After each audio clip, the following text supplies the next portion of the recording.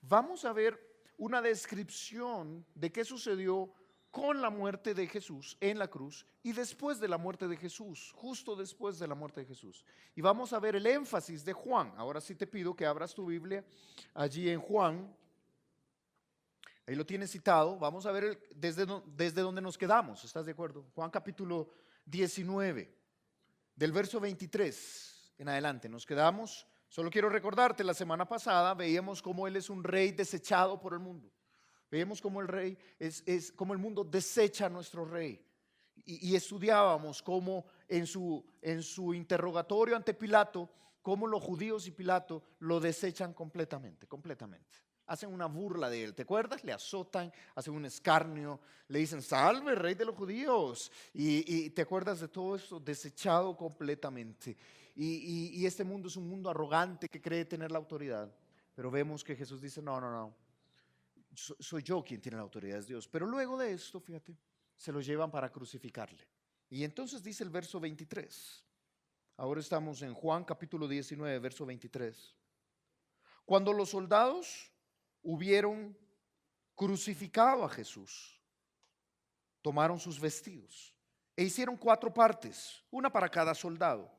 Tomaron también su túnica, la cual era sin costura, de un solo tejido de arriba a abajo. Entonces dijeron entre sí, no la partamos, sino echemos suertes sobre ella, a ver de quién será. Esto fue, y quiero que anotes esto en tu mente, ¿cuántas veces vas a escuchar esto? Esta frase en lo que vamos a leer. Esto fue, ¿cómo dice? Para que se cumpliese la escritura, que dice, repartieron entre sí mis vestidos y sobre mi ropa echaron suertes. Y así lo hicieron los soldados.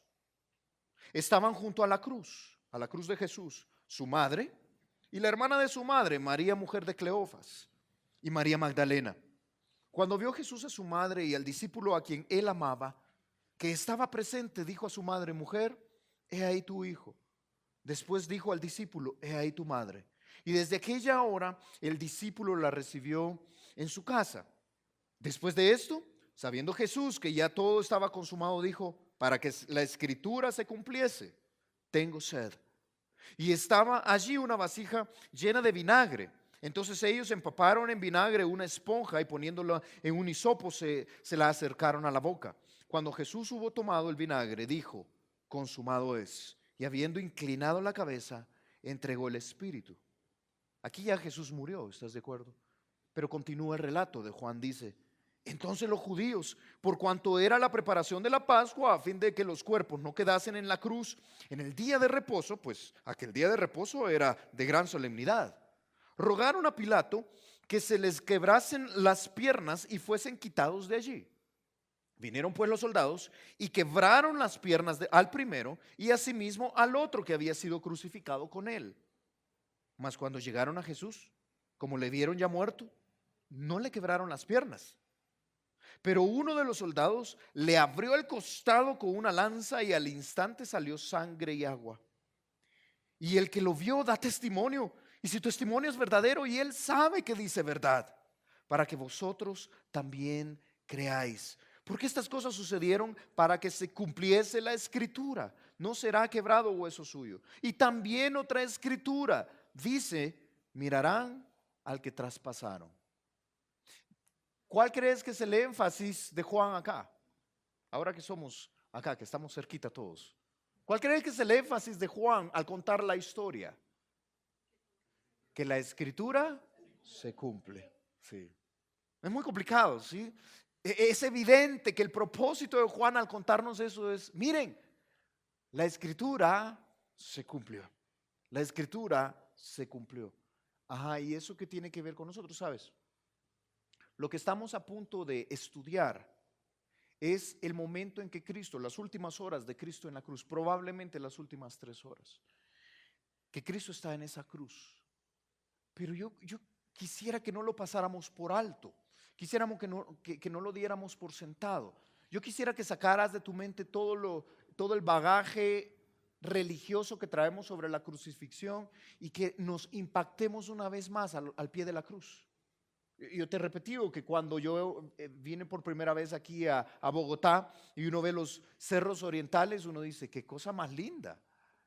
Y los bogotanos dicen como, sí, ahí están los cerros. O sea, no impacta a nadie porque lo han visto todo el tiempo. Sí, han crecido viéndole como, sí, ahí están los cerros. Pero para uno es como, wow, qué tremendo, qué lindo. Pasan los años y uno ya dice, sí, ahí están los cerros. Así funciona. Ok, me temo que la cruz puede pasar de esa misma manera. Sí, Jesús murió en la cruz, cuando lo hemos oído tantas veces. Pero yo te pido por favor que ahora observemos lo que Juan nos está contando y digamos, wow, qué tremendo lo que Jesús pasó en la cruz. Lo que estamos a punto de estudiar son probablemente las 6 horas o las últimas 3 horas del momento más oscuro, horrible, terrible, injusto de la historia del universo. Dios Todopoderoso, hecho carne, el único hombre justo que caminó sobre la tierra, está siendo tratado como un vil malhechor, está siendo torturado y va a morir en una cruz por amor a ti, por amor a mí. Y esto no debe dejar de impactarnos. Ahora, ¿qué aprendemos de esta hora oscura? Que aún en el momento más oscuro de la vida, aún en el momento más terrible de la historia del universo, yo quiero que lo entiendas, que esto es así. No es que murió un malhechor, es más, no murió un hombre justo. Es más, no murió un hombre inocente que fue acusado injustamente. Murió el Dios Todopoderoso, creador del cielo y de la tierra, el único perfecto que ha caminado en la tierra. Y en ese momento más oscuro, Dios tiene un propósito. La escritura se cumple. Él tenía un propósito que estaba diseñado desde antes de la fundación del mundo. Dios tiene un propósito y te propongo esta mañana que lo que podemos aprender nosotros es que aún en las situaciones más oscuras de nuestra propia historia, Dios tiene un propósito. Mira la cruz, yo te pongo acá. Mira la cruz, hermano, es impactante. ¿Cómo leíste conmigo allí lo que dijo Juan? Lo que dijo Juan en los últimos versos. De hecho, si lees el verso 35, vas a leer esto que está allí citado. Hermano, escúchame. Es evidente que Juan tiene una pasión. Juan quiere decirnos, hey, de verdad esto sucedió. Y yo sé que es verdad. Yo lo vi. Créanme. Porque, ¿saben por qué él está diciendo esto? Porque lo que vamos a ver, el cumplimiento de la escritura, de las escrituras que vamos a ver, es tan sorprendente que probabilísticamente es imposible que sucediera. Que alguien 1000 años atrás dijera, sí, a Cristo lo van a traspasar. Sí, hace que 500 años antes dijera, lo van a traspasar. Que 1000 años antes dijera, él va a tener sed. Sí, van a crucificarle, van a colgarle de un madero. O sea, es imposible. La gente se sorprende cuando viene Nostradamus y le acierta algo. Has oído de Nostradamus, ¿verdad? Y de repente es como, él predijo, qué sé yo, cualquier cosa. Pero sabes que falla en 9 de 10, pero le pega a una. Y entonces a esa una que decimos como, wow, qué tremendo, le pegó a una. Bueno, los profetas le pegaron a todas.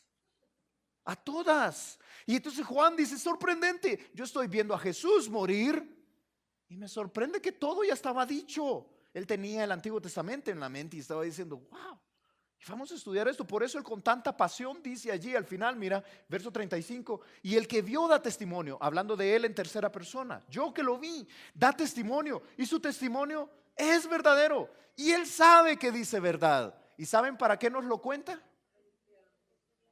Para que vosotros también creáis.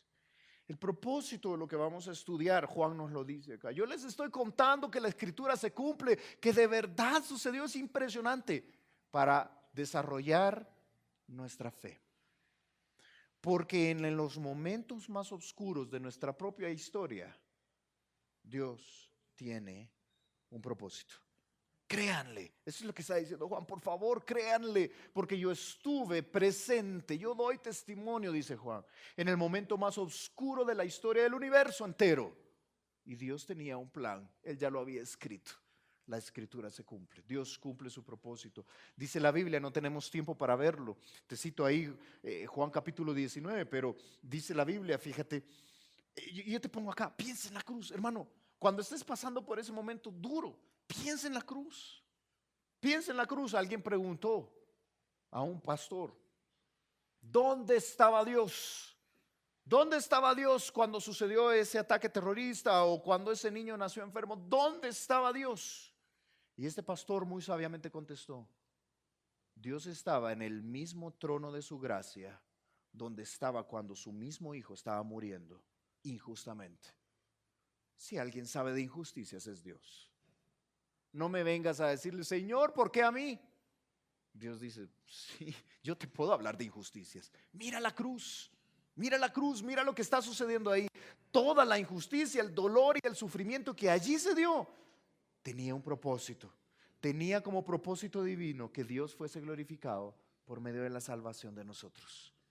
Dios tenía un propósito aún en medio de esa terrible injusticia. Yo te decía que la Biblia constantemente nos dice que Dios tiene un propósito. Esta mañana yo quiero dejarte con este desafío. Muy sencillo. Yo espero que no nos tome mucho tiempo, pero yo te dejo con este desafío. Toma nota de esto y puedes irte a casa. No te vayas a levantar, ¿verdad? Pero eso es todo lo que yo creo que podemos de verdad aprender, llevarnos esta mañana a casa. Hermano, tú y yo podemos confiar en que Dios permite circunstancias complejas, difíciles, aún sufrimiento, pero con el propósito eterno, con el propósito precioso de que crezcamos para traer gloria a su nombre y que seamos de bendición a muchos otros. Sé que es una frase larga, pero entiendes lo que estoy diciendo.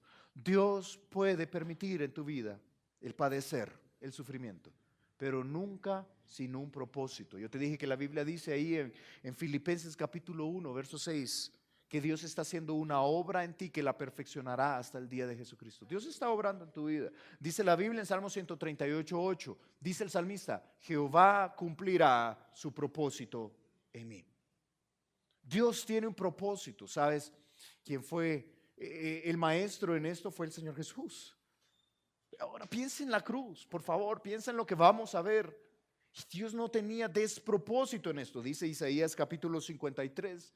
Isaías 53 habla de todo el padecimiento que Jesús tuvo proféticamente en esa cruz. Y mira cómo describe esto. Con todo eso que le va a suceder, Jehová quiso, ¿qué dice? Está hablando de Jesús. El Padre quiso quebrantar al Hijo. Jehová quiso quebrantarlo, sujetándolo a padecimiento, cuando haya puesto su vida en expiación por el pecado. Perdón, no estamos leyendo el Nuevo Testamento. Estamos leyendo Isaías.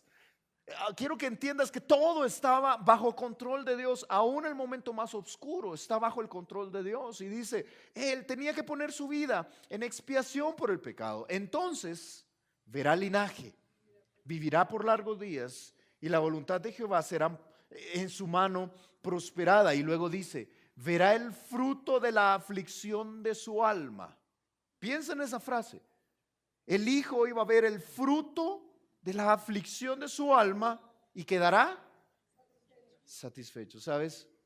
Esto es la cruz.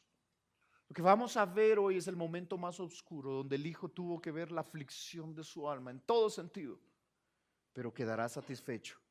¿Por qué? Por su conocimiento justificará a mi siervo justo a muchos y llevará las iniquidades de ellos por la salvación nuestra.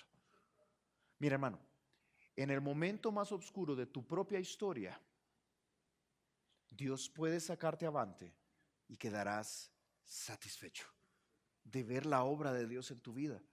No le atribuyas a Dios despropósitos. Otro maestro de pasar por circunstancias complicadas fue Job. Y sabes, yo le dije a Alex, de las cosas curiosas que suceden entre Alex y yo, yo le iba a escribir a Alex, hermano, yo quisiera que tú, que cantáramos, bendito sea el nombre del Señor, bendito sea tu nombre, darás y quitarás, pero en mi corazón diré, yo te bendeciré. Sí, lo que acabamos de cantar. Pero yo ya estaba muy tarde, pues tenemos un orden de cómo se hacen las cosas. Ya estaba muy tarde en ese orden y yo dije, no, lo voy a dejar. Y entonces de repente veo el programa y está esa canción, está ese canto ahí. Para que veas cómo estamos conectados, ¿verdad? No, una cosa tremenda. Estaba ese canto ahí. ¿Por qué es este pasaje en Job? Porque es lo que vamos a aprender de este texto hoy. Mira cómo lo dijo Job originalmente en el capítulo 1, verso 20 del libro que lleva su nombre. Entonces Job se levantó luego que ha perdido sus finanzas, a sus hijos, ha perdido todo menos a su esposa. Y la esposa le dice, maldice a Dios y vete, muérete. Esta señora de Job es una señora que ni el diablo se quiso llevar. O sea, es una cosa terrible esta mujer. Entonces está Job en medio de haberlo perdido todo, lo ha perdido todo. Y en medio de esto Job dice, entonces Job se levantó, rasgó su manto, rasuró su cabeza, que es puro dolor, y se postró en tierra y adoró. Y dijo, desnudo salí del vientre de mi madre, desnudo volveré allá. Jehová dio, Jehová quitó. Sea el nombre de Jehová, bendito sea tu nombre. Sea el nombre de Jehová bendito. Darás y quitarás. ¿Sabes, hermano? Lo que vamos a aprender esta mañana en la cruz es que Dios no tiene despropósito alguno. Mira esta palabra allí. Job luego dice, se describe a Job en esto y dice, en todo esto que dijo Job, no pecó Job, ni atribuyó a Dios, ¿qué dice? Despropósito alguno. ¿Sabes qué es lo peor que nos puede pasar mientras estamos en los momentos más duros de nuestra vida? ¿Sabes qué es? Que le atribuyamos a Dios despropósito. Que digamos, a Dios se le escapó a saber qué está pasando. Yo estoy pasando por eso y parece que Dios no está. Y ¿sabes qué dice Job? No es así. Dios no tiene despropósito alguno. De verdad Dios tiene un propósito mayor. Aún en la cruz la escritura se cumplió. Tiene un propósito precioso. Ahora, ¿cómo podemos saber este propósito? ¿Cómo podemos confiar en este Dios que tiene un propósito? Mira, hermano, confía en Dios. Créele al Señor. En medio de tus circunstancias complejas, déjame decirte, Dios tiene un propósito, incluso en medio de las injusticias más terribles. Mira lo que sucede allí. Versículo 23. Mira nuestro texto. Vamos a irnos a la cruz. Por favor, vete conmigo a la cruz. Imagínate estar allí.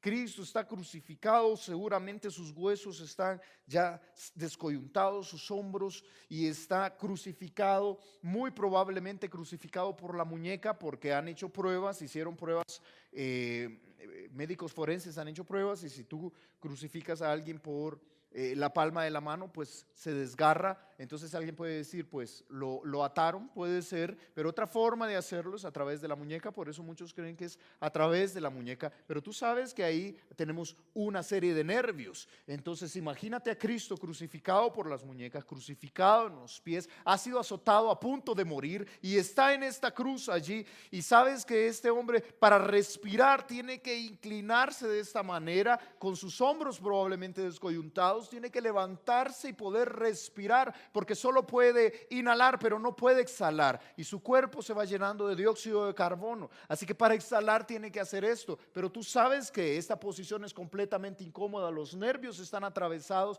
y entonces vienen los calambres y entonces cede de nuevo. Entonces el cuerpo no está en una posición cómoda, por lo que el diafragma es apretado y no puede respirar, y está en esa situación allí en la cruz. Cristo allí en esa cruz, y en esa cruz los soldados se siguen burlando de él. El único hombre justo que ha vivido en la tierra, los soldados se siguen burlando de él. Mira cómo sucede allí en el verso 23. Cuando los soldados hubieron crucificado a Jesús, Cristo ya está en esa situación. Tomaron sus vestidos e hicieron 4 partes, uno para cada soldado. Nos deja ver claramente que entonces eran 4 soldados, ¿sí? Uno para cada soldado. Tomaron también su túnica, la cual era sin costura y de un solo tejido, de arriba abajo. Entonces dijeron entre sí, no la partamos, sino echemos suerte sobre ella, a ver de quién será. Esto fue para que se cumpliese la escritura, que dice, repartieron sobre mí entre sí mis vestidos, y sobre mi ropa echaron suertes. Y así lo hicieron los soldados. Lo que ves acá es al único ser justo, perfecto, siendo burlado entre los soldados. Sabes, yo no quiero denigrar a nuestro maestro, pero yo quiero que entiendan lo que está sucediendo. No es que Jesús está allí con unos poquitos laceraciones y pocos aquí chorritos de sangre, poca sangre. Está hecho pedazos. Dice Isaías 53 que Él fue molido por nosotros.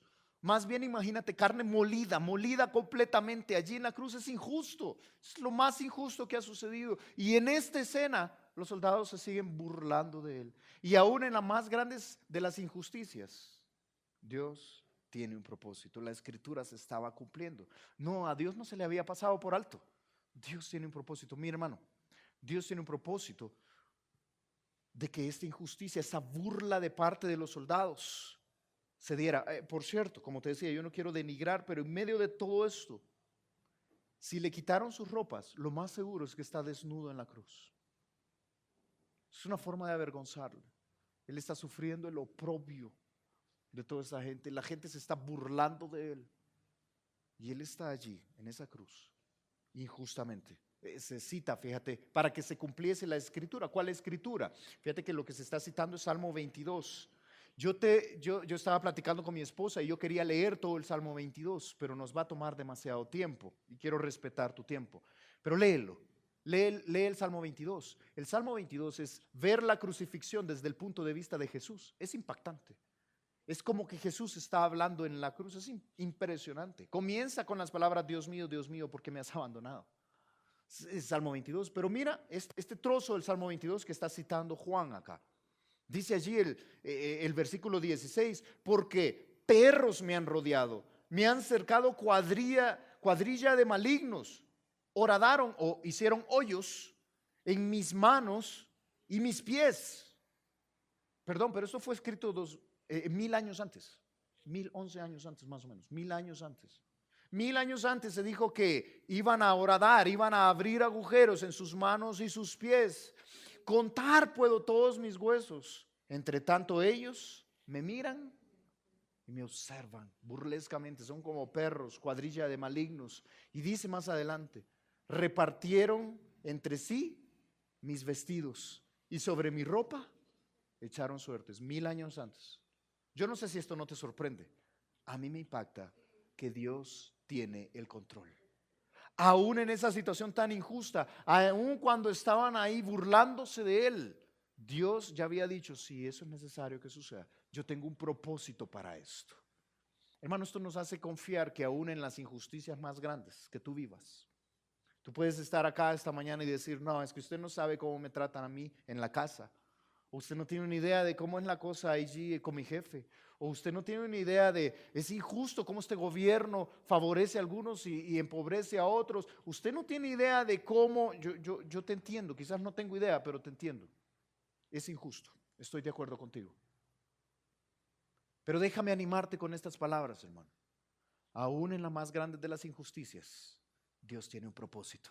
Y cuando tú entiendes que el propósito de Dios es que tú crezcas, cuando entiendes que el propósito de Dios es que madures, cuando entiendes que el propósito de Dios es que entonces madurando puede ser de bendición a otros que están a tu alrededor, entonces vale la pena. Hermano, Dios no tiene despropósito alguno. Dios puede. Mira, aún en la más grande de las injusticias. Ahora, fíjate, no estoy hablando acá de injusticias que se las busca uno. Estoy hablando de injusticias que suceden. La vida es injusta, ¿estás de acuerdo? La vida es injusta y uno vive injusticias todo el tiempo. Pues en esas injusticias, déjame decirte, Dios tiene un propósito. Sabes, solo si te gustan los detalles en la Biblia. ¿Cuántos soldados habían ahí? Bueno, dice que se repartieron entre 4 los soldados. Mateo capítulo 27, verso 47 dice que había un centurión. Parece que había un centurión y 4 soldados. Esa es la idea que nos da. De hecho, el libro de Hechos, en el capítulo 12, cuando apresan a Pedro, dice que tenían 4 turnos de 4 soldados cada uno. Parece que para guardar a un preso, 4 soldados era el número de los romanos. Así como detalle nada más. Tienes ahí estos 4 soldados burlándose de Cristo. Toda la gente, dice la Biblia, que meneaba su cabeza de una manera injusta. Es injusto. Pero esto es así con nosotros, hermano. Esta mañana yo quiero señalarte un poco de la realidad de la vida, pero quiero hacerlo para animarnos. La vida es injusta. Si desde el púlpito te dicen no te preocupes, desde algún púlpito te dicen no te preocupes, la vida va a ser color de rosa, el camino con el Señor es pura victoria, cuidado, porque la Biblia nos enseña que la vida es injusta, pero que aún en medio de esa injusticia Dios tiene el control. Aún en medio de esa injusticia, Dios tiene un propósito de verte crecer. Aún en medio de esta injusticia. Dice la Biblia en Salmo 66, hablando el salmista sobre su experiencia con Israel, dice: hiciste cabalgar hombres sobre nuestra cabeza. Qué terrible. Hay gente que abusa de uno, hay gente que quiere abusar de uno. Hermano, usted porque no sabe, usted porque su ambiente de trabajo es bueno, pero en realidad usted no sabe cómo es allá afuera. Los hombres quieren cabalgar sobre la cabeza de uno, sí. Pero ¿sabes qué es lo tremendo? Pasamos por el fuego y por el agua. ¿Y qué dice al final? Y nos sacaste abundancia.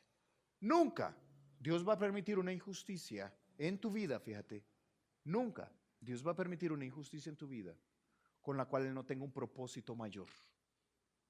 ¿Y qué hago, hermano? Bueno, ya vamos a ver qué hacemos. Pero debes entender que Dios está en control, que Él es tu ayudador, que de verdad Él tiene un propósito precioso. Es cierto, dice Hebreos capítulo 13, verso 6, de manera que podemos decir confiadamente, mira lo que dice: el Señor es mi ayudador, no temeré lo que me pueda hacer el hombre. Mano, pero es que mi esposo, es que mi esposa, es que los hermanos de mi papá, viera que estamos peleando una herencia, o viera que mis hermanos, o viera que, tranquilo, el Señor es mi ayudador, no temeré lo que me pueda hacer el hombre. La pregunta no es, fíjate, si Dios está en control. Dios está en control, es cuál es su propósito. ¿En qué área quiere que tú crezcas? ¿Qué es aquello que debes aprender en medio de esa injusticia? Solo entonces, hermano, vamos a poder decir las palabras del Señor Jesús. Sabes, a mí me impacta. Están repartiendo sus vestidos, se están burlando de Él como perros, como una cuadrilla de malignos. Y sabes que en ese contexto Jesús dijo estas palabras en Lucas 23:34. Y Jesús decía: Padre, ¿qué dijo? ¿Recuerdas? Padre, perdónalos, porque no saben lo que hacen. Y repartieron entre sí sus vestidos y echaron suertes. Aún en medio de esta injusticia, Jesús fue capaz de decir: no, mi lucha no es contra ellos. Ok, yo quiero dejarte un principio de esto. Solamente cuando entiendes que Dios tiene un propósito mayor, aún en medio de las injusticias, dejas de andar peleando con la gente y comienzas a confiar en el Señor. Dejas de estar peleando con tu jefe, con tu esposo, con tu esposa. Pero es que es injusto. Sí, es injusto. Si eso no se oculta. Pero eres capaz de decir: Padre, perdónalos, porque no saben lo que hacen. Y eres capaz de crecer solo cuando entiendes que el propósito de Dios es mayor, que Dios de verdad está en control. Yo te pongo ahí: solamente cuando tú y yo entendemos y creemos que Dios tiene un propósito mayor, eterno y precioso, solamente cuando entiendes que Dios espera que crezcas, solamente cuando entiendes que Dios está en control y lo ha permitido para verte crecer, solamente entonces podremos pagar bien por mal y solamente podremos vencer el bien con el mal. Yo te pido que dejes una marca aquí en Juan. Vamos a Romanos. Te voy a mostrar, para mí, algo que es esencial en el cristianismo verdadero. ¿Quieres vivir el cristianismo verdadero? ¿Quieres decir: no, yo quiero irme, hermano, a la raíz? Yo quiero irme al cristianismo que vivieron los hermanos del primer siglo. No una religión, al verdadero cristianismo. Bueno, listo. Póngase bien el cinturón y vamos a leer el verdadero cristianismo. Esto es el verdadero cristianismo. Es duro, pero solamente puedes vivirlo cuando confías en que Dios tiene un propósito, que Él está en control, aún en medio de las injusticias. Mira cómo dice Romanos capítulo 12, verso 17 en adelante: no paguéis a nadie mal por mal, procurad lo bueno delante de todos los hombres. Si es posible, en cuanto dependa de vosotros, estad en paz con todos los hombres. No os venguéis vosotros mismos, amados míos. No te vengues. Pero es que lo que me hizo, no te vengues.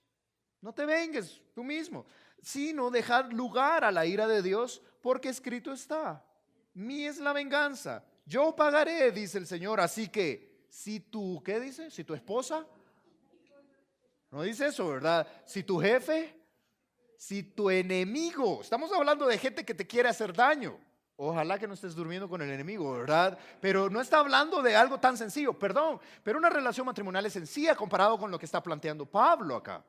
Por supuesto se aplica a las diferencias con tus padres, con tu esposa, con tus hijos, de acuerdo. Pero si tu enemigo, alguien que quiere hacerte daño, si tu enemigo te hubiere hambre, ¿qué dice? Eso es cristianismo. Eso es cristianismo. Dale de comer. Si tienes sed, dale de beber. Eso es cristianismo. Porque haciendo esto, ascuas de fuego amontonará sobre su cabeza. La versión Reina Valera 1909, más antigua, dice, le pondrás la cara roja de vergüenza. O sea, lo vas a humillar, es lo que está diciendo. Y dime si no es cierto. Cuando alguien no te saluda, tú le sonríes. Cuando alguien te paga mal, tú le pagas bien. Cuando alguien viene y te grita, tú le hablas suave. Ay, hermano, pero usted no sabe lo que me está pidiendo, ¿sí? Es complicado. Pero esto es cristianismo verdadero. Aún en medio de las injusticias, tú confías en que Dios tiene un propósito y creces. Y le crees al Señor. Le crees al Señor. Y entonces pagas bien por el mal que te hace. Mira cómo lo dice, verso 21. Hermano, no seas vencido de lo malo, sino vence con el bien el mal. Hermano, esto es cristianismo verdadero. Esto es la cruz. Esto es la cruz. Cuando Cristo estaba allí en la cruz y estaba viendo a toda esta cuadrilla de malhechores, a todos estos perros que estaban alrededor, como es descrito en Salmo 22, y estaba sufriendo y viendo que sus ropas eran repartidas y él estaba humillado, desnudo, con oprobio y vergüenza, él fue capaz de decir: perdónalos, que no saben lo que hacen. Dios tiene un propósito, la escritura se está cumpliendo. Dios tiene un propósito mayor. Yo me someto y le creo a Dios. Esto es la cruz. Hermano, aún en medio de las circunstancias más injustas, Dios tiene un propósito mayor y tú puedes confiar en Él. Pero en segundo lugar, regresa conmigo a Juan. Hermano, Dios tiene un propósito, incluso en medio de la injusticia. Pero luego vemos que Dios tiene un propósito, incluso en medio de la indigencia. ¿Qué es indigencia, hermano? Es una terrible necesidad, una necesidad que no puedes suplir, no puedes suplir. Y eso es lo que vamos a ver acá con Jesús. Jesús va a tener una serie de necesidades que Jesús no puede suplir. Y aún en medio de esa terrible necesidad, aún en medio de esa indigencia, Dios tiene un propósito. Mira cómo lo dice ahí, verso 25. Verso 25. Estaban junto a la cruz. Ahora, yo te pido que me cuentes cuántas mujeres hay aquí en la cruz, aquí descritas por Juan. Cuéntame cuántas. Estaban junto a la cruz de Jesús su madre, la hermana de su madre, María mujer de Cleofas y María Magdalena. ¿Cuántas hay? Ok. ¿Quiénes dicen 3? ¿Quiénes dicen 4? Todos, ¿verdad? Ok, fíjate, es una discusión grande, por eso te lo pongo acá. Porque pueden ser 4 o pueden ser 3. Yo creo que son 3, por cómo está construida la frase. Sí, un poquito de gramática acá. ¿Cuántos y hay? ¿Cuántas y hay? Estaban junto a la cruz de Jesús su madre, coma, y luego dice y, primer y, la hermana de su madre, coma, y te propongo que ahí está describiendo en español a la hermana de su madre. Y la hermana de su madre, María, mujer de Cleofas, coma, y María Magdalena. Yo creo que por cómo está estructurado el texto, son 3 mujeres y que la hermana de María era María, mujer de Cleofas. Pueden ser 4. Mateo parece darnos la idea de que también está aquí Salomé, es decir, la madre de los hijos de Zebedeo. Puede ser esa hermana de su madre también. No importa, el texto básicamente nos describe quiénes estaban ahí. Yo te propongo que son 3, así que ahí tienes a 3 Marías. María, madre de Jesús. Luego tienes a María, hermana de María, ¿sí? Muy probablemente es hermana de José, por lo tanto parentesco, es cuñada, es hermana de ella, ¿sí? O probablemente hermana directa de María, no lo sabemos. Pero entonces tienes a María, madre de Jesús, a María, mujer de Cleofas, y tienes a María, Magdalena, de quien habían salido 7 demonios. Y tienes a estas 3 mujeres al pie de la cruz. Y Jesús tiene una necesidad allí. Jesús, fíjate, es el primogénito de su familia.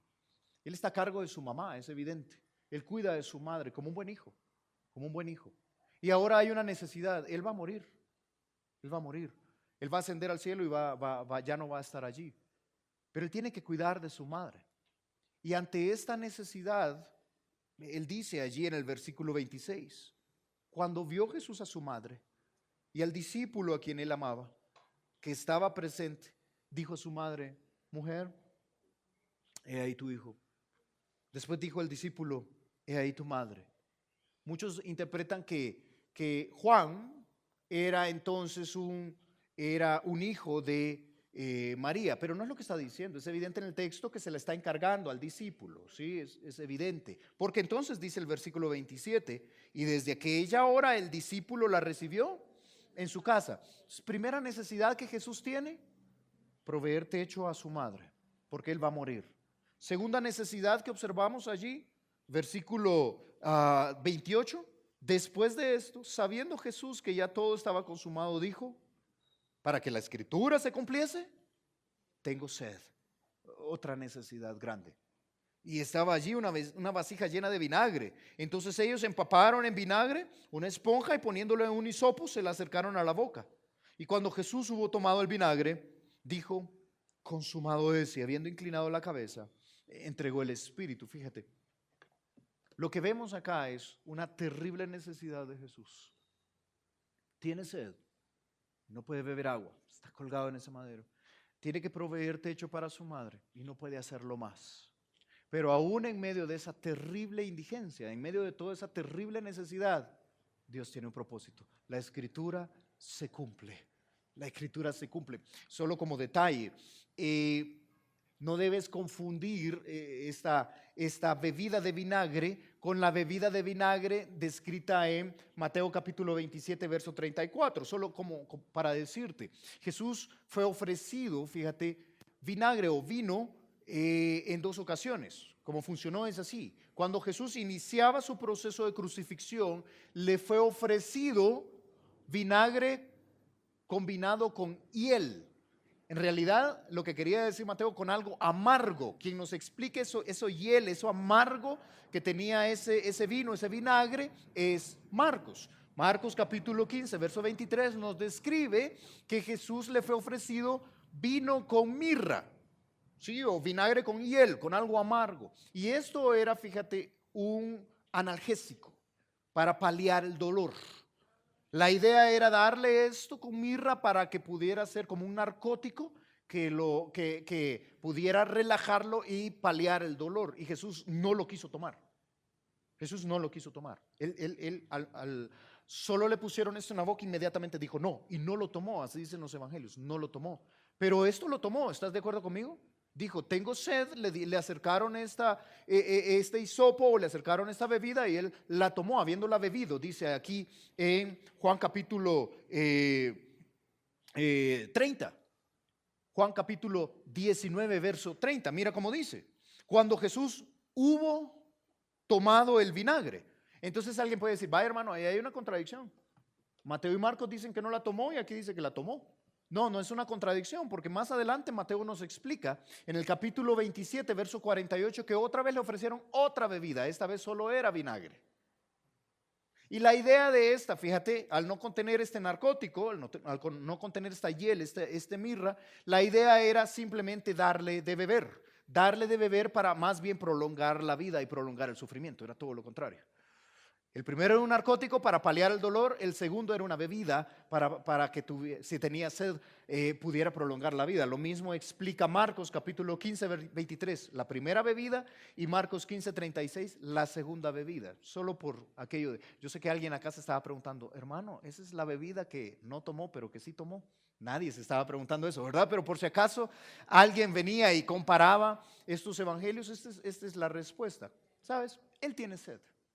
En este momento, no es una bebida narcótica, no es un paliativo del dolor, él tiene sed. Y en medio de su necesidad lo que le dan es vinagre, para que se cumpliese la escritura. ¿Cuál escritura se estaba cumpliendo? Salmo 69. 1000 años antes. Salmo 69, 21 dice, me pusieron además hiel por comida y en mi sed me dieron a beber. Qué impactante. Yo no sé si te sigue impactando, pero la escritura se cumple. 1000 años antes Dios había dicho, se le va a dar a beber vinagre. Pero ¿sabes qué es lo tremendo? Aún en medio de esa necesidad física, de esa necesidad emocional que Jesús tiene, de esa necesidad económica que Él tiene, Dios tiene un propósito. La escritura se cumple. Y es que, mi hermano, aún en medio de tu necesidad, Dios tiene un propósito. Aún en medio de tu necesidad económica, Dios tiene un propósito. Probablemente tú estás acá y estás teniendo una bonanza, qué bueno, pero probablemente va a venir necesidades económicas, aflicciones económicas. Déjame decirte algo, Dios tiene un propósito aún en medio de esto. Hermano, pero es que usted no sabe, a mí me toca ver de dónde saco la plata porque es terrible. Dios tiene un propósito, hermano. Dios quiere que crezcas. Yo voy a dejarte con una frase. Ante una situación adversa en la vida, o te amargas o creces. Y Dios tiene un propósito. Él quiere que crezcas. Hermano, pero tengo necesidad. No sé cómo cubrir esta necesidad. No sé cómo cubrir este pago. Dios tiene un propósito. Ahora, fíjate, no estamos hablando de ser negligentes. Sí, hermano, yo no trabajo y viera que no puedo pagar la casa. Sí, entonces ve y trabaja. Sí, no estamos hablando de una cuestión de haraganería. De hecho, la ética de trabajo cristiana es que trabajamos duro. Te lo vuelvo a decir, los cristianos trabajamos duro. Así funciona. Somos buenos empleados, somos buenos empleadores, somos buenos trabajadores. ¿Ok? La Biblia dice en Colosenses capítulo 3, verso 22, siervos, obedeced en todo a vuestros amos terrenales, no sirviendo al ojo, como los que quieren agradar a los hombres, sino con corazón sincero, temiendo a Dios. O sea, trabajemos no solo cuando el jefe nos ve, es lo que está diciendo. Nosotros trabajamos siempre, en todo momento, somos buenos trabajadores. Proverbios capítulo 12, verso 27 dice, el indolente, el haragán, lo que dice, el haragán ni aún asará lo que ha cazado. Mira, traje esta gallina, pero hay que asarla, ay, qué pereza. Eso es lo que está diciendo, pero tiene la comida. Y entonces va y se queja. Eso es lo tremendo, que el indolente va y se queja y dice, ay, viera que no he comido. Aquí sin comer, como sin comer estoy. ¿Y por qué no ha comido? Porque no se ha podido. Pero ahí hay una gallina. Ay, pero hay que asarla. Así no se puede. Así no se puede. Eso no es lo que estamos hablando. Hermano, yo estoy viviendo una gran necesidad por Aragán. Por Aragán, ahí no hay más que decir. Trabaje. No es lo que estamos hablando. De hecho, dice allí el proverbio, pero haber precioso del hombre. O sea, si algo precioso tiene el hombre es, ¿qué dice? La diligencia. Pilas, diligente, trabaje. Eso es parte de la ética cristiana. Así que no estamos hablando de un haragán que está pasando necesidad. No estamos hablando de esto. De hecho, Romanos capítulo 12, si quieres algo en el Nuevo Testamento, verso 11 dice, en lo que requiere diligencia, no perezosos, ferviente en espíritu, sirviendo al Señor. Diligencia, la diligencia es parte del trabajo cristiano, pero en la vida pasamos necesidad y aún somos diligentes, muchas veces trabajamos duro y realmente las necesidades son galopantes. Y a veces de verdad suceden injusticias, hay desempleo. A veces hay desempleo, estoy trabajando, me echan de mi empleo porque hubo un famoso recorte de personal y de repente estoy sin empleo, estoy buscando, no encuentro y entonces vas a pasar por necesidad. Y uno dice, Señor, ¿qué hago en medio de esta necesidad? Podemos confiar en un Dios que tiene un propósito más grande. Hermano, créele al Señor. Mira, tú puedes creerle al Señor dos cosas. Número uno, Dios promete cuidarte. Dios promete cuidarte. Él promete darte sustento y abrigo. Él promete darte de comer. Dice la Biblia en Hebreos capítulo 13, verso 5. Sean vuestras costumbres sin avaricia, contentos con lo que tenéis ahora. Porque Él dijo, no te desampararé. Él no te dejará, hermano. Él no te dejará. Hermano, pero es que la cosa está difícil. Sí, la cosa está difícil, pero Él no te dejará. no te desamparará ni te dejará. Tranquilo, puedes confiar en un Dios que provee para tus necesidades. Otro pasaje en Mateo capítulo 6, verso 31 dice, no os afanéis. Es una frase que ocupamos mucho acá, ¿verdad? Voy de afán, estoy de afán, estoy de afán. Ok, no os afanéis. No os afanéis diciendo, ¿y qué comeremos? ¿O qué beberemos? ¿O qué vestiremos? Ojo, ojo, no te preocupes por esto. Ahora, aquí no está, ay, ¿y cuándo me voy a poder comprar el televisor de 81 pulgadas para ponerlo en el baño? No, eso no está aquí. ¿Me entiendes? Muchos tomamos, Señor, tú te lo vas a proveer. No, quizás Dios nunca te lo va a dar y está bien con Él. Pero no te preocupes por qué comeremos o qué vestiremos o qué beberemos, qué van a comer mis hijos, tranquilo. ¿Por qué? ¿Por qué no te afanas por esto? Porque los gentiles, los que no tienen a Dios, buscan en todas estas cosas. Pero vuestro Padre Celestial sabe que tenéis necesidad de todas estas cosas, tranquilo. El televisor de 81 pulgadas no es una necesidad. Pero comer y sustento y abrigo, sí, sí, sí, por supuesto. Y el Padre sabe, Él tiene cuidado de ti, hermano, tranquilo. Ahora, en medio de tu necesidad, en medio de estar bregando por buscar cómo suplir las necesidades y uno se aflige, dime si no es cierto, y uno está, Dios mío, ¿cómo vamos a hacer? Puedes amargarte o crecer. El propósito de Dios para tu vida es que crezcas en medio de esto y crezcas en tu fe. ¿Recuerdas que Juan nos dijo, les estoy escribiendo esto para que creáis? Créanle a Dios que Dios tiene un propósito aún en medio de tu necesidad.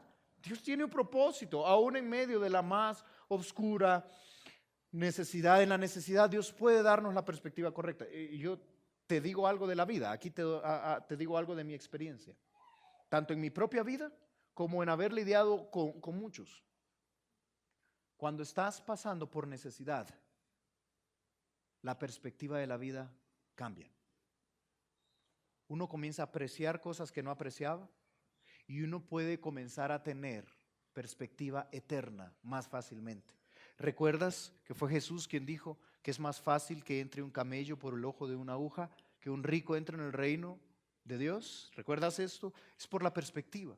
Porque cuando estás en necesidad, tú vienes delante de tu Señor y dices, Señor, yo te necesito. Yo no tengo más. Y cuando estás en necesidad, comienzas a apreciar lo eterno. Mira, hermano, si tú eres alguien que está acá y está clavado, interesado solamente en las cosas materiales, te estás perdiendo una gran bendición. Tienes que tomar perspectiva eterna. ¿Por qué vale la pena la cruz? Piénsalo. ¿Por qué vale la pena la sed de la cruz, la agonía de la cruz, la necesidad en la cruz? ¿Por qué vale la pena? ¿Por algo que Jesús recibió en la tierra? Por algo que Jesús recibió en la eternidad. Es una cuestión de perspectiva. Mira, esto es constantemente en la Biblia, hermano. Hebreos capítulo 11, verso 9 dice, por la fe habitó Abraham como extranjero en la tierra prometida, como en tierra ajena. Ahora sígueme. Y luego dice, morando en ¿qué dice? En tiendas, con Isaac y Jacob, coherederos de la misma promesa. ¿Tenía plata Abraham? Tenía, como decimos acá, harta plata. Tenía mucho dinero. Lo estudiamos con Alex. Él nos mostraba la riqueza de Abraham. Pero vivía en tiendas. No se compró su gran mansión. ¿Por qué? ¿Por qué hizo esto? Para dejarnos una lección. ¿Es malo comprarte tu casa? No, cómpratela. Si Dios te da la oportunidad, hazlo. No, ese es el punto. El punto es el corazón. ¿Sabes cuál era el corazón de Abraham? El corazón de Abraham es que él esperaba la ciudad que tiene fundamentos, cuyo arquitecto y constructor es Dios. Escúchame, hermano, si tú vives solamente para tener tus vainas, tu casita, tus carritos, y entonces, y estoy logrando pues mi título por acá, y estoy logrando, y ya tengo mis vainas, y ¿quién gana cuando muere? Bueno, gana el que termina con más juguetes, ¿verdad? Entonces,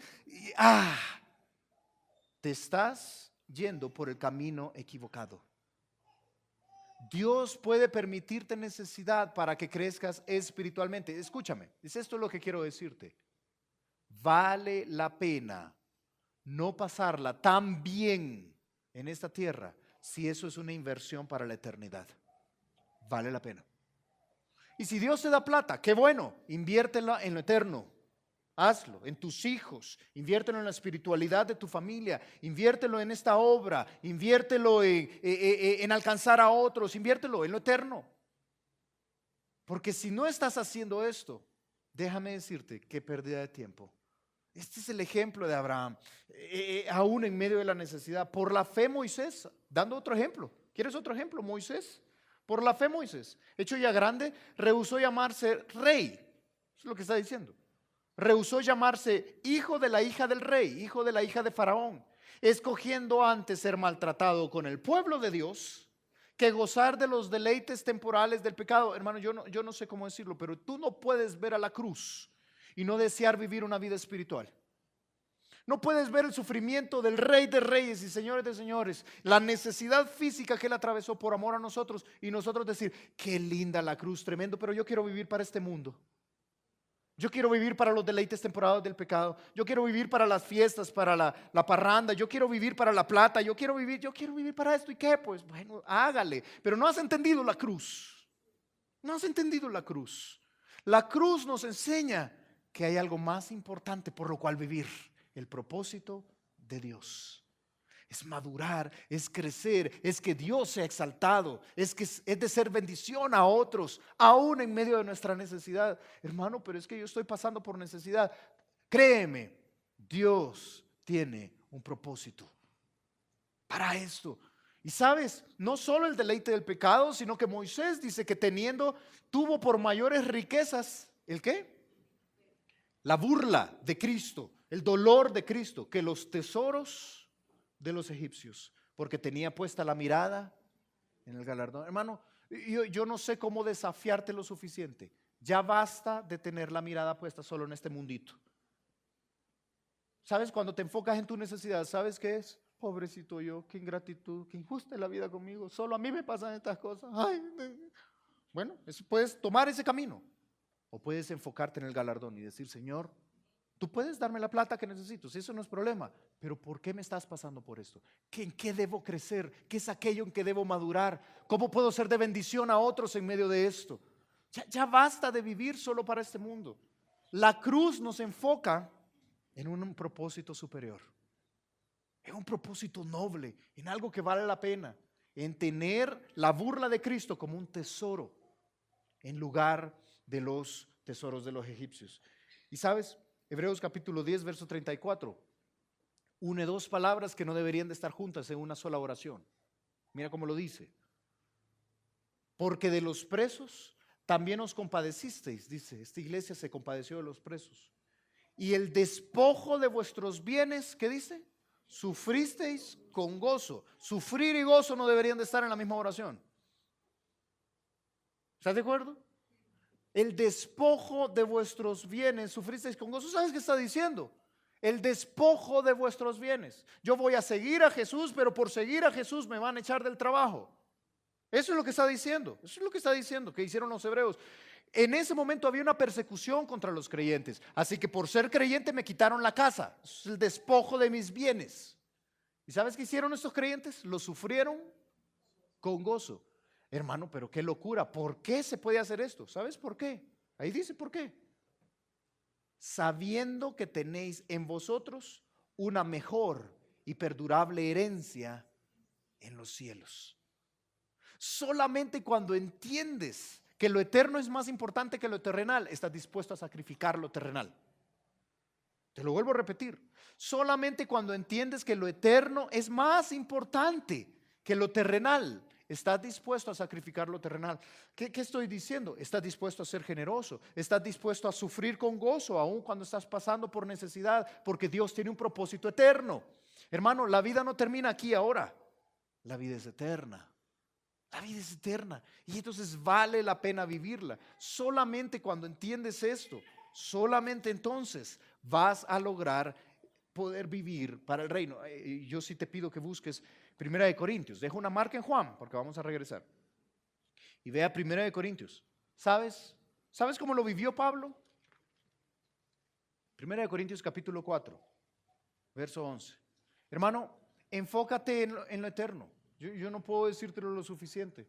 Jesús está pasando necesidad, está en esa cruz agonizando, tengo sed, está viendo que su madre va a quedar desprotegida, está en medio de su necesidad, pero él está enfocado en lo eterno, enfocado en lo eterno. Primera de Corintios capítulo 4. Primera de Corintios capítulo 4, verso 11. Mira cómo lo dijo Pablo. Esto es Pablo. Esto es Pablo. Hasta esta hora, dijo Pablo, padecemos hambre. El mejor de los cristianos. Si a ti te dijeron, ven a Cristo y Dios te va a bendecir y te va a dar plata y todo va a ser plata, de verdad, porque el mejor de los cristianos padeció hambre. Eso es lo que dice. Hasta esta hora, dice Pablo, padecemos hambre. Tenemos sed, estamos desnudos, somos abofeteados, no tenemos, ¿qué dice? No tenemos morada fija, andamos arrendando ahí, nos sacan y vamos a otro lado, arrendamos, y esa es como la idea que da. No tenemos morada fija, nos fatigamos trabajando con nuestras propias manos. No es que no tenemos morada fija porque somos haraganes, no, trabajamos hasta la fatiga en la obra de Dios. Eso es lo que está diciendo. Nos maldicen, bendecimos. Padecemos persecución, la soportamos. Nos difaman y rogamos. Hemos venido a ser hasta ahora como la escoria del mundo, el desecho de todo.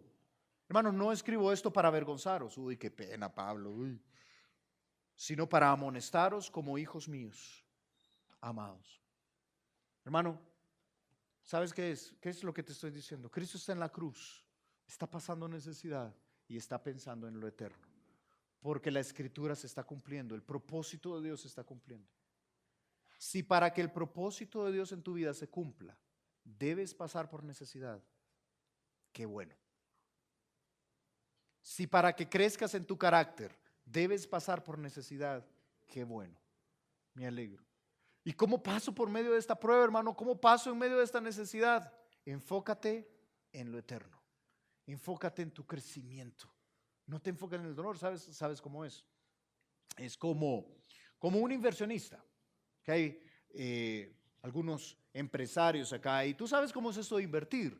Tú le metes plata a algo y después estás ahí como, ojalá que funcione, ojalá que funcione.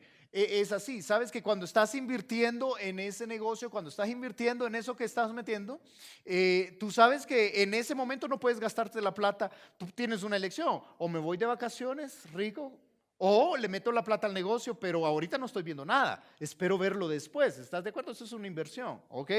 Entonces es de la misma manera, o sabes, o como cuando viene alguien y está estudiando, un estudiante que está...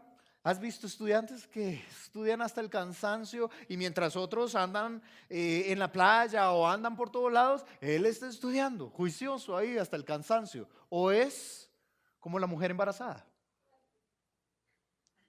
Amén, dicen alguna, ¿verdad? Es como la mujer embarazada que está allí, fíjate, y está teniendo náuseas y alguien puede venir y decirle, ay, usted, ¿y por qué se embarazó? Porque quiere un bebé, porque vale la pena. Porque es precioso lo que va a venir. Y si yo tengo que sufrir estos 4 meses de náuseas, o a veces mi esposa tuvo uno de sus 3 embarazos, uno tuvo 9 meses de náuseas. Y si voy a tener los 9 meses de náuseas para poder tener a este bebé, qué bueno. Paso otros 9 igual, porque vale la pena el bebé. ¿O no es así? Yo no lo sé porque nunca estaba embarazado, pero me lo cuenta mi esposa, me lo cuentan las hermanas. Vale la pena el bebé. ¿Sabes? Esto es, si para poder ganar los tesoros celestiales, si para poder ganar el galardón celestial, si para poder crecer en mi carácter y glorificar a Dios, tengo que pasar por 9 meses de tribulación, hagámoslo. Pero ya basta de poder estar solamente enfocado en yo, pobrecito, y mire, no se trata de ti. Cristo está en una cruz padeciendo, pero ¿sabes qué es lo que está viendo Jesús adelante de él? Nos está viendo a nosotros.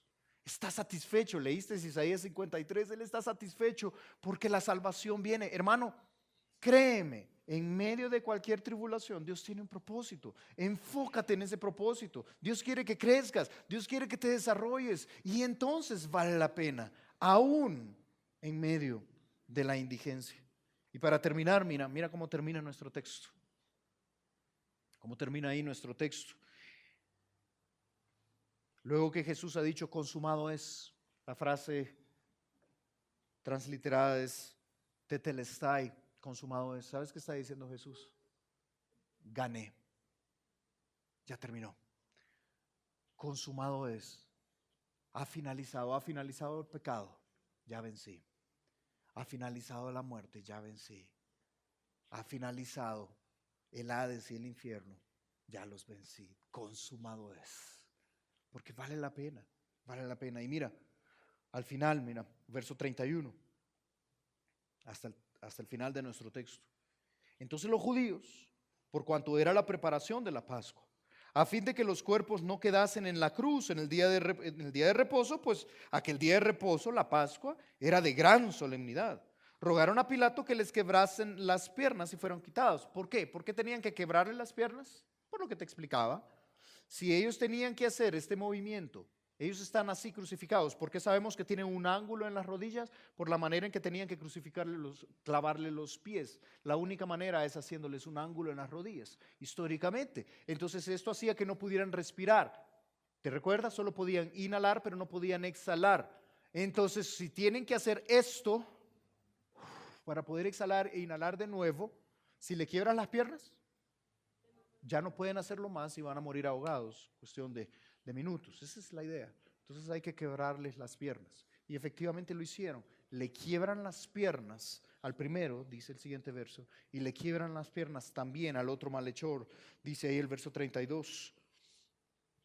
Vinieron pues los soldados y quebraron las piernas al primero y asimismo al que había sido crucificado, al otro que había sido crucificado con él, con Jesús. Tenían que quebrarle las piernas a Jesús, pero no se las quebraron. No se las quebraron. ¿Por qué no se las quebraron? Ahí dice, porque ya estaba muerto. Ahora tú entiendes, él ya había inclinado la cabeza, algo que solo Juan nos menciona, que esta imagen tan gráfica de inclinar la cabeza, y entregó el espíritu. Y entonces él ya estaba muerto, y viéndole ya muerto, no fue necesario. Qué casualidad, porque al Cordero Pascual no se le quebraba ningún hueso. Qué casualidad. No, no es casualidad. Es que Dios tenía un propósito aún en medio de esto. Aún en medio de algo tan imposible, Dios tenía un propósito. Ahora, yo quiero recordarte que Cristo ya está muerto. Juan está viendo a Jesús. Él está al pie de la cruz, ¿estás de acuerdo? Nos describió aquí que estaba el discípulo a quien él amaba. Está viendo a Cristo. Él ya escuchó, Padre, en tus manos encomiendo mi espíritu, aunque él no nos lo describe. Dice que entregó el espíritu y le ve muerto. Y esta es una situación imposible de solventar.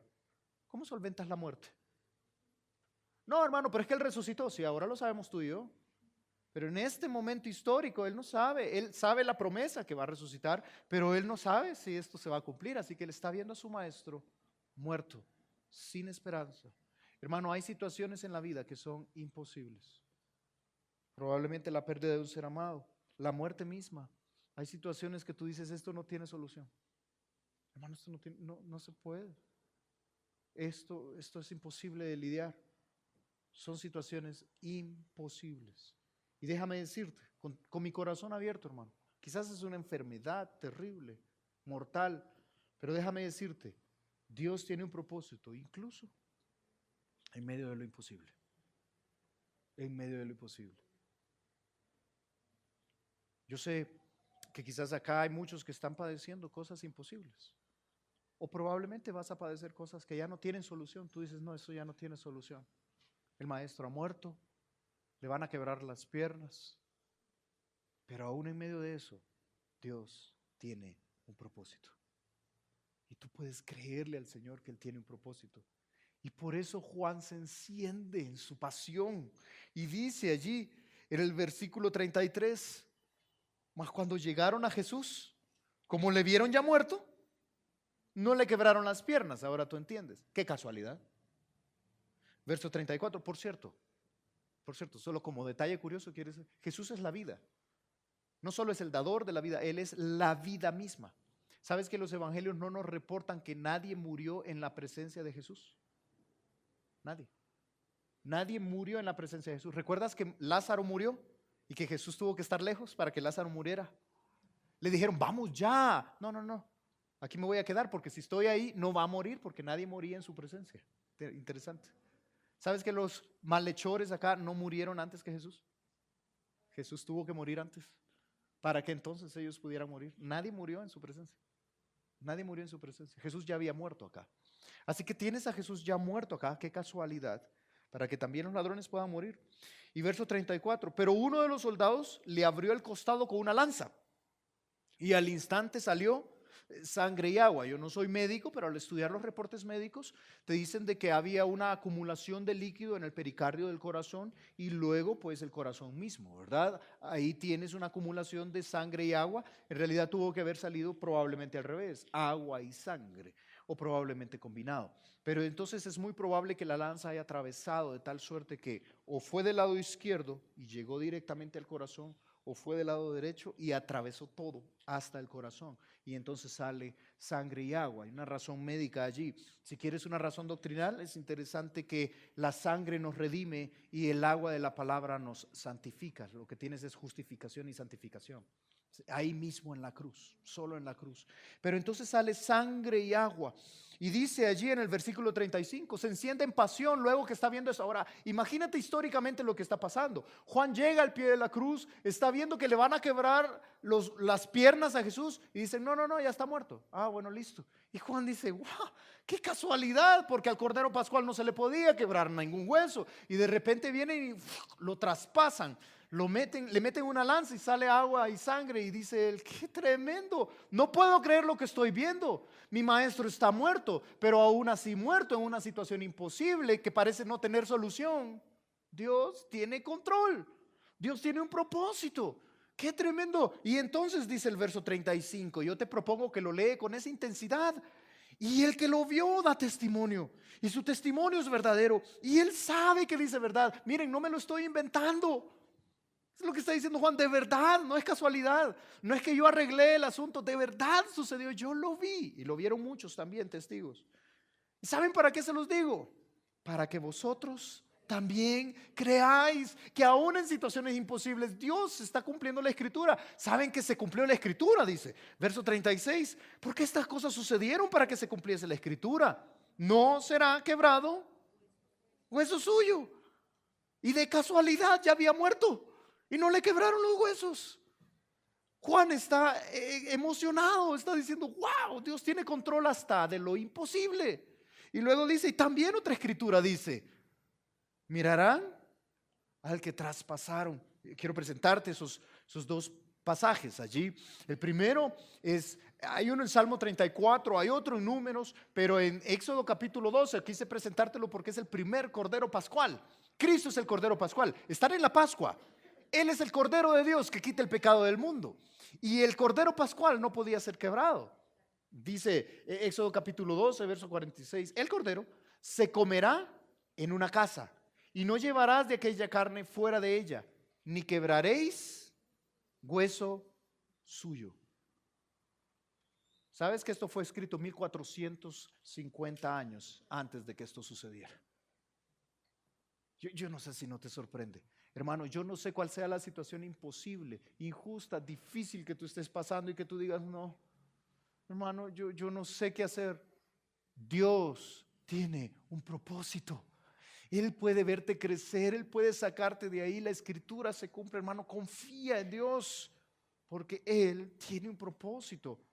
Y luego dice, y otra escritura dice, mirarán al que traspasaron. Es Zacarías capítulo 12, escrito 500 años antes de que sucediera esto.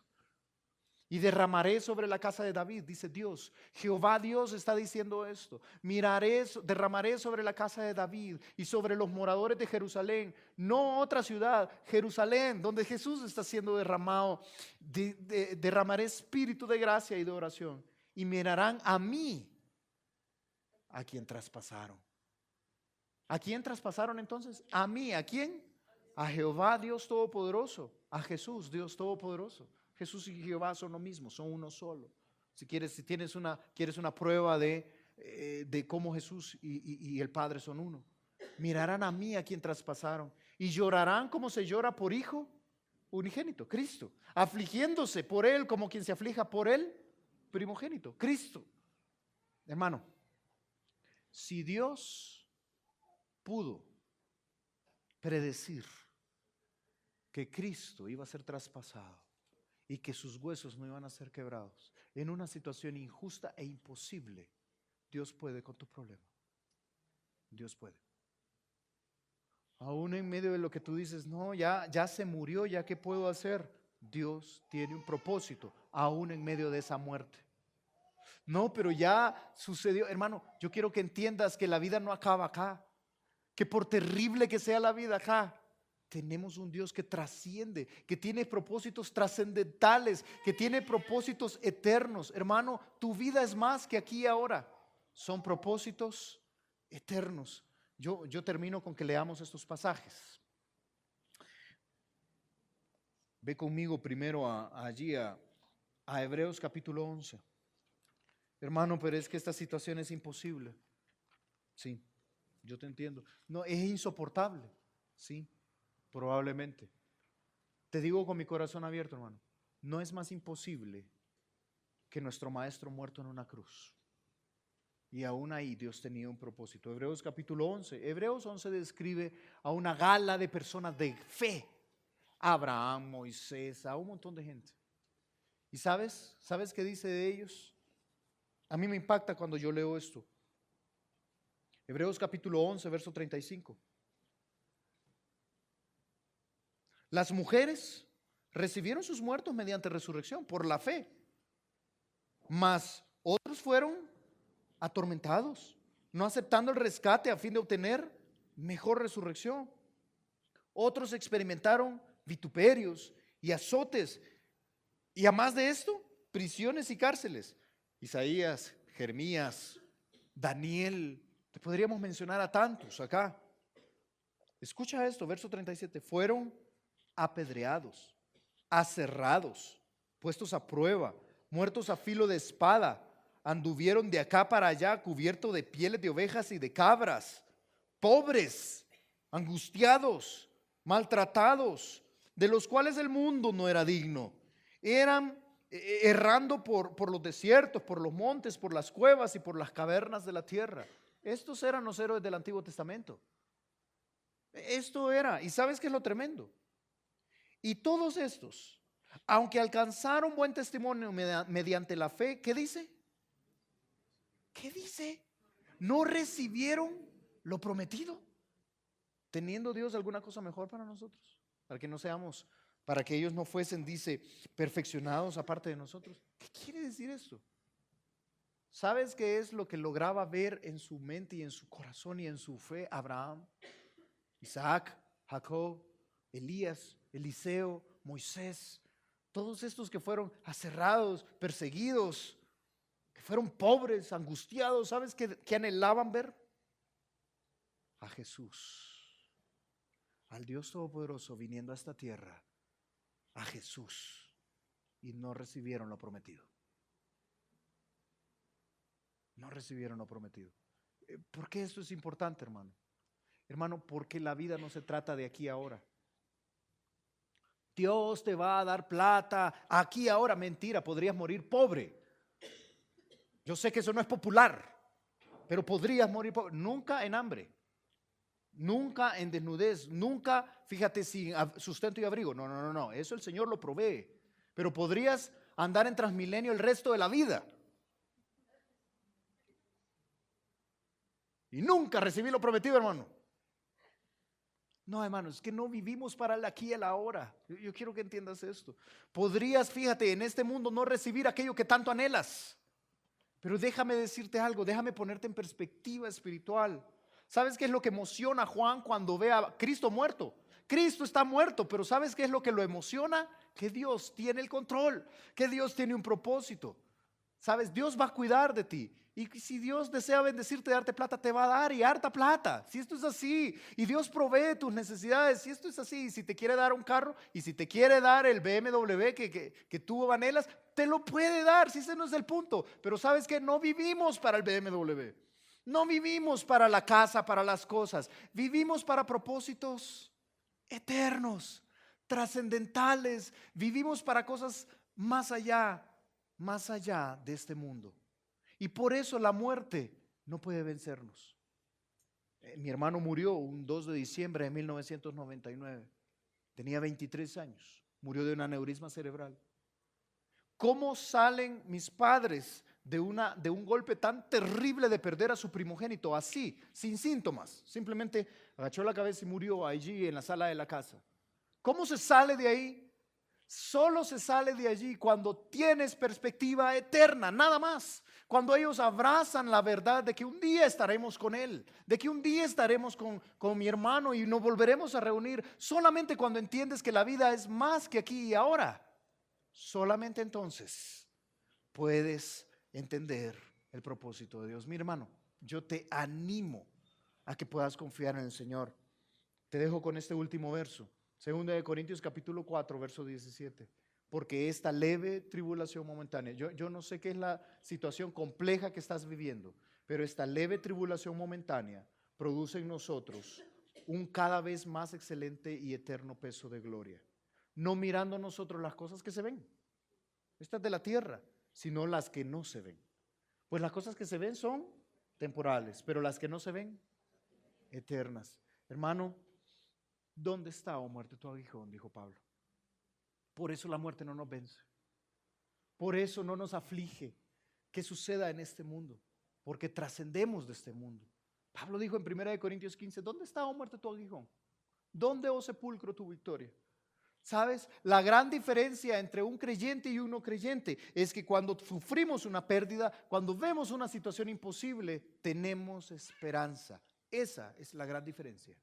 Tenemos esperanza. ¿Dónde, oh sepulcro, tu victoria? Ya que el aguijón de la muerte es el pecado y el poder del pecado, la ley.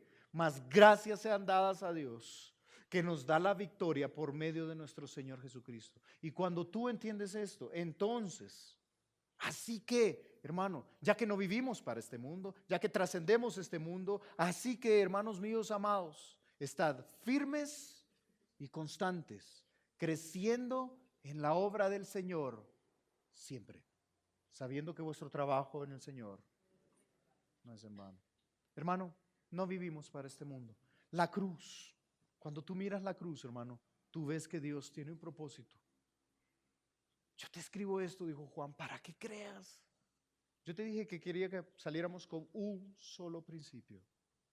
Hermano, tú y yo podemos confiar que Dios permite circunstancias complejas, difíciles, aún sufrimiento, pero con el propósito eterno y precioso de que crezcamos para traer gloria a su nombre y que podamos ser de bendición a muchos.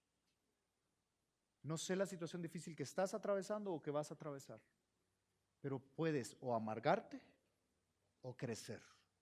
Yo te animo a que crezcas para tener un propósito eterno, que no te claves en este mundo solamente, que vivas con el propósito del Padre, aún incluso en medio de la injusticia, en medio de la indigencia o en medio de lo imposible.